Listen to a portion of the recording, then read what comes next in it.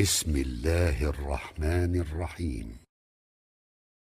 Mehbubumuz, Halıkımız, Malikimiz, hakiki dostumuz olun, iyemiz olun Allah Tebareke ve Teala'nın yağşı adlarının gurrunu Müslüman doğulları.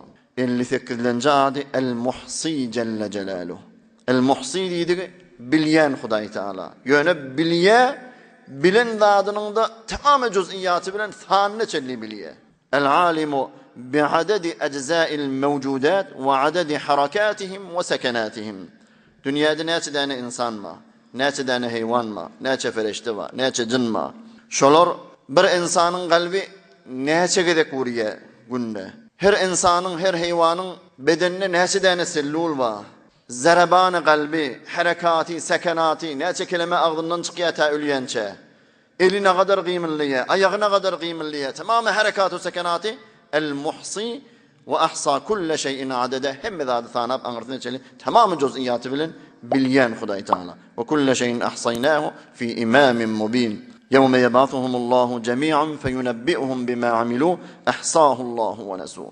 Huday Teala kıyamette adamlar turdonla emmekş edeni işini yattan çıkarır. Emme Huday Teala yeke her bir adamın edeni işini tanap verir diye. Necre zindegimi de getirmeli.